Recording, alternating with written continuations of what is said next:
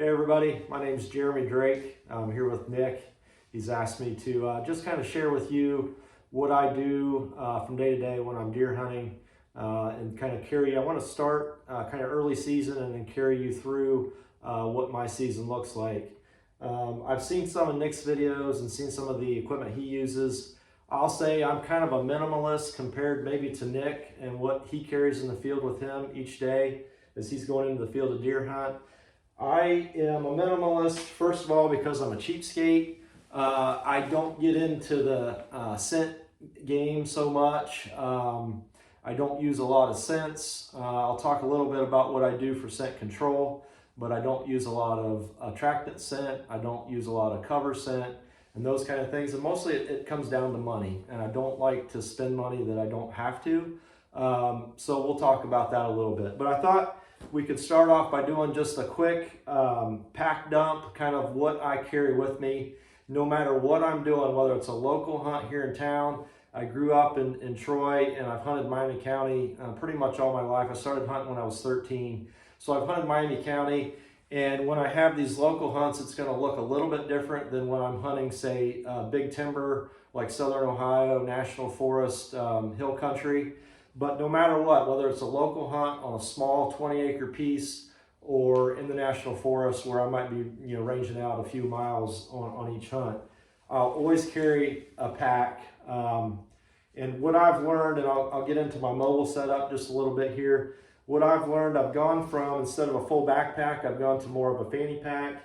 Brand new for this year, I'm going to go to this shoulder supported system with the wider shoulder straps, mostly for comfort, but also because I wore out my last pack that I carried for 20 years and just got this one for Christmas this year. So this is a brand new one that I'm going to be trying. But again, I can carry my climber with the lower kind of fanny pack underneath the climber. A lot of guys will have to strap them to their climber, but by going with this pack, I don't have to do that. So first and foremost, no matter what, I've always got a face mask and gloves. I've always felt it's important to cover your face and hands. I was taught that from early on. I see a lot of guys bow hunting without. It's just my preference. It's what I've always done. So I've always got face face mask and gloves. I carry a folding saw at all times. Public land in Ohio isn't like other places. You can do some light trimming, but especially for private land, if around here, if I get into a tree or a situation where I need to trim a branch, I always want to have that saw with me. And then I always carry my hunting knife no matter what. So obviously you get a deer down, you're going to need that. And I just don't like to be in the field without it. It's always there in my pack when I need it. And I always have a headlamp. Going in the morning, there's a lot of controversy with whether or not headlamps spook deer. One of the groups I watch all the time and always have is the Hunting Public. And they go into depth about running lights going in and how they believe it doesn't spook deer. I usually will run that lamp when I'm going in and can never say I've had a problem spooking deer with it. Outside of that, I've always got just a grunt call and then a small bleat call, a bleat can. I don't blind call a lot. I will use these or have these at least a tool in my bag. If I see a deer that I think there's a chance I can call it in, I'll call to them usually. Occasionally, if I do get bored, I'll blind call, maybe especially in the rut. But no matter, I've always got my grunt call and a bleat can. And then the last thing I always carry is a screw-in bow hanger. Just always have my bow close by. A lot of times I'll keep it on my stand right there in my lap, but if I need to get up and stretch or eat a snack or even go to the bathroom, I can hang my bow, and I've got a convenient place to put that. Talk about going to the bathroom. I'm one of those guys, I don't carry a pee bottle. I used to go through all the scent control stuff, washed everything, bagged everything, had a bag for dirty clothes, a bag for clean clothes, wore them one time, they got washed. Carried a pee bottle until I had a pee bottle spill in my pack. And then I started doing my own research about that and found a lot of guys, and there's still controversy out there, but I personally can say I pee in scrapes, and I've seen deer use scrapes that I've peed in. I've peed out of the tree and seen deer walk right through, and it doesn't faze them. So If I have to go take a pee, I'll let it fly right out of the tree and don't worry about it. So that's kind of my pack, no matter what. Again, if I'm just local on a 20-acre piece, or I'm going 2 miles deep in big timber, that pack's with me at all time. The other piece that I always have, and I'm terrible at judging distance, so I always carry a rangefinder. Typically, I'll just hang this right on the edge of my stand, so it's close by. I'll range out distances, around my stand. And being in a mobile setup where I'm usually hunting a different spot just about every time in, that's really important for me because, like I said, I'm terrible at judging distance. So I always have that. And then for checking wind, the best thing I've ever found, this is a Hunting Public tip that I got from them, is just milkweed. So I always carry a couple bags of milkweed seed. And if I ever have to wander, especially in hill country, wind swirl, you get thermals coming into play in the evening when the day winds die down. You'll start feeling thermals. You want to know exactly where that scent's going. I'll just start dropping milkweed and you can watch it float down the ridge or see how it's circling or pooling. And so that's just a little thing I picked up from the Hunting Public that I've been doing for the last few years. And it's really interesting to see kind of how thermals will change to day winds and day winds will change to thermals in the evening. And watch that milkweed, and so that's important for me. Another piece that I carry. I think next I'll talk a little bit about mobile hunting and what that means to me. In 2001, I started hunting Wayne National Forest in big timber hill country, and I learned really quick that back then I was just hunting lock-on stands here locally, and there's just so much ground to cover. I realized I needed to be more mobile, and we kind of back then we called it the 3-strike rule, where we would go into a new area, we'd hunt it 3 times, and if we didn't harvest the deer, especially if we didn't see deer, we would move. And so in 2001 then I bought my first Summit, really the only Summit that I've ever used. This is a Summit Viper. I just got my son Zane just got a new Summit Viper for Christmas this year. They've changed a little bit in technology. Now they have sound dampening technology where the frame is filled with foam, so they're not quite as noisy. But I think it's super important to evaluate what kind of mobile setup you want to go with. This is just one of many. So I chose back then to go with the Climber. Nowadays, all the cool kids, the young guys are using saddles, hunting a lot out of saddles, or there are lock-on options with strap-on steps that guys are using. It just depends on personal preference. It's a matter of personal preference.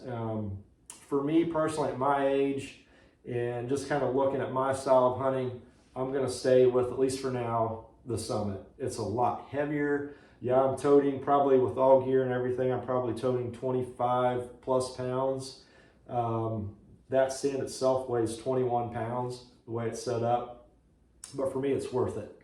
And the way I hunt usually, if I'm going to hunt big timber in a brand new area, I'll scout it on the map. I'll go in the evening with my stand, check for sign real quick. If I find what I thought I would, I'll go ahead and put the stand on the tree, hunt that evening, and then leave the stand on the tree. So the next morning in the dark, I go into that same tree, hunt it again, and then I can make a determination whether I'm going to sit there all day or if I'm going to get down and scout a little bit more. Sometimes leave the stand right there at the tree, find a new spot I want to go to, and then move the stand for the rest of that day into the following day. So that's kind of how I hunt mobily. A lot of guys with saddles now on their backs, or they'll wear them. They'll walk all day with that saddle on and don't have to worry about that so much. One thing to consider there, I've always felt, if you go into a brand new spot in the dark in the morning, there's nothing worse than getting up a tree and then in the dark, and then daylight comes and you realize you don't have any shooting lanes because you couldn't see all these branches that were around you in the dark. So for me, it works well to go in the evening. Yeah, I'm carrying more weight, but it's super comfortable. And that's kind of what will lead me into the next part of this talk and what I thought I'd share with you is one of my tactics, and one of the things that's probably led to more deer for me being killed is all-day sits and all-day comfort. And the Summit stand to me is the most comfortable stand I've ever been in. I can sleep in it if I get tired in the middle of the day. I can take a nap in it very, very easily. I can kind of lay back. It's super secure, super safe, and I can easily pull all-day sits in that Summit. And that's one thing that's led to more deer being killed for me probably than anything else. Any other tactic, any other piece of equipment that I carry is having the ability to, one, to be mobile, so that even locally, when I'm on a 20-acre piece, I might only hunt the same tree 2 or 3 times in the entire season. And what I do here locally is I have all my trees already picked out. So I'll go in post-season, like this time of year, where I can still see all the scrapes, all the deer trails, and I'll start picking trees that I'm gonna hunt the following fall. And I'll go ahead and cut some of those shooting lanes. I'll picture where the deer is gonna come in, how it's gonna be positioned based on the trails and the tree I'm gonna hunt out of. And I'll have those already set up. I use a HuntStand mobile app, so I'll pin all those locations on my app. A lot of guys are using onX, whatever you prefer. You've got to find a good app that you like. So I'll pin all this, get all this mapped out, and then I'll stay out of those areas until September, usually late August, September. I'll bounce in one more time just to make sure the trails are still there, no trees came down during the summer, any other branches I need to clear out, and then I'll totally stay out of them until it's time to hunt those areas. Big timber, you might not have to do that. Hill country, it's a lot more open. You don't have to worry about clearing those shooting lanes nearly as much. Here in Miami County, we've got bush honeysuckle, so you do have to plan that out a little bit more. You can still stay mobile. Even here locally, I'll still hunt out of this one tree stand all season long. I take it in and out with me every single time. But I'm mobile, the deer don't pattern me. I feel like if I'm going to the same stand in and out every time, they're gonna know when I'm coming and going. By having a mobile set up, I can kind of pick and choose based on wind direction. I'll have several different trees already planned out where I'm gonna go based on wind, and I'll get up that morning, and depending on where the wind is coming out of, I'll go to whatever stand I choose. And a lot of times, especially in the rut, it's gonna be an all-day sit. And some people give me a hard time for this, but probably aside from the stand itself, one of the most important things to keep me in a stand all day is a hot thermos of coffee. This thing right here will make the mornings go by so much better for me. Bottled water and food. That larger compartment in my pack, one of the reasons it's so empty is I pack lunch, I pack snacks, I've got water, I've got coffee, and that helps me stay on stand all day, so that literally some of my biggest deer and most frequent kills come in the middle of the day, especially in the rut. So if I can be in a tree all day from, say, I don't know, November 5th or 6th, all the way to Thanksgiving, if I need to hunt that long, anytime I've got a full day that I can sit, I'm gonna sit all day. So that's just worked for me over the years. I enjoy doing it. But you got to be comfortable. No matter what system you choose, whether it's the saddle, a lock-on, or a climber, make sure you're comfortable. Make sure you feel safe, and you can put those all-day sits in. So we talked a little bit about kind of my pack, what I carry, my stand. The other piece of equipment or gear that keeps me in the stand all day, which again leads to higher kill percentages, is clothing.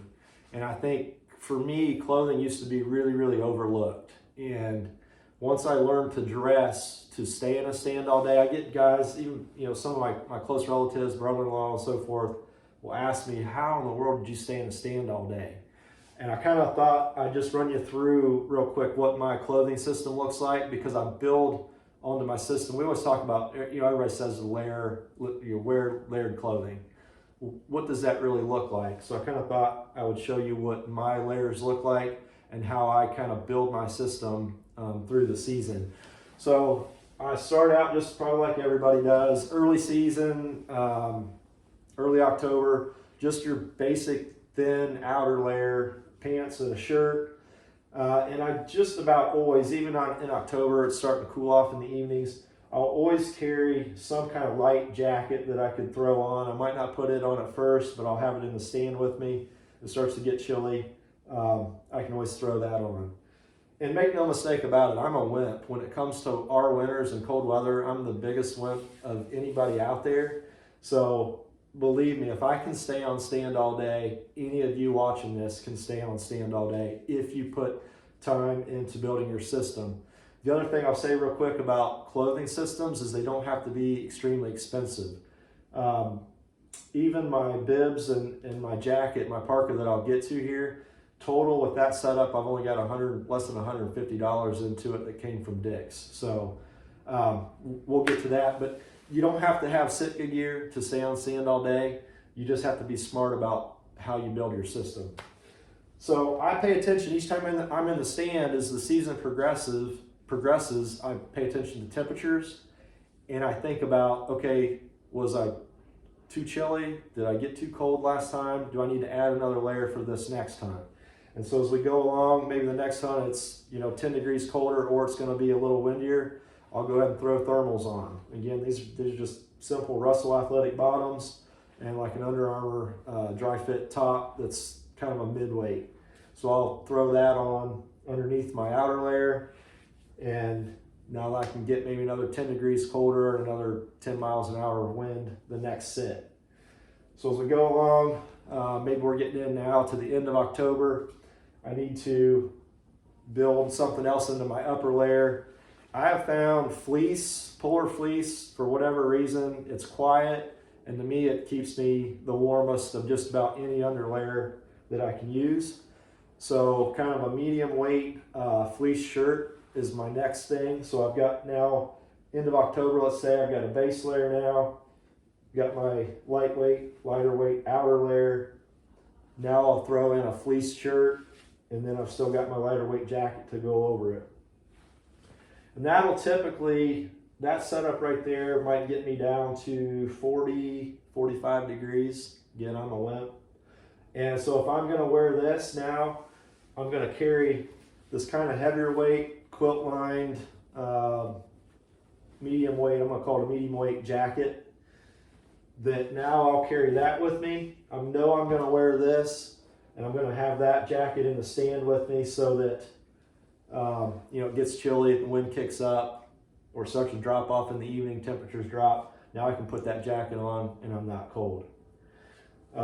As we start to progress then, let's talk just a little bit about boots as we go along real quick. Early season, just a simple uninsulated pair of, some kind of uninsulated pair of boots. For me, I've always stuck with, for early season at least, rubber boots. I do believe in keeping my boots sprayed down just for touch scent. I believe that there's touch scent and there's ground scent. So for me, at least I don't want that trail where a deer's gonna cross the trail, a scent trail I've left. So I do wear uninsulated rubber boots early season. As we get more into that November time frame, I'm gonna step up to a 1,200 gram Thinsulate rubber boot. And that will carry me, those 1,200 grams will get me down to 30 degrees, 25 to 30 degrees. And much under that, my feet are gonna start to get pretty cold. So as we progress along then, once I get into November, I'm talking normal November temperatures, not like this last November. I shot my buck this year on November 9th and it was 70 degrees. So a normal November, I'm gonna have all that on now. And I'm probably gonna go ahead and carry bibs into the stand with me. I won't put them on to walk in, and maybe not that jacket. I'll strap those to my stand, walk in, and then get dressed the rest of the way at the tree. And at that point, I'm probably going to go ahead and start carrying this heavier jacket or heavier coat as well. The bibs in my coat are windproof and waterproof. And as you're building your system, again, these are like 80 bucks at Dick's. So as you're building your system, think about that. Put the extra little time and effort and a little bit of money into windproof and waterproof. That way, if it does start snowing or rain, short rain shower kicks up, you're not going to get wet. That'll also keep you on stand all day. Once we get on into November, things really start to drop off. We're in the 20s now in the morning, going in those real crisp, cold November mornings where you expect every buck to be on his feet running and cruising. I'm going to want to step up to a 2,000 gram Thinsulate pack boot.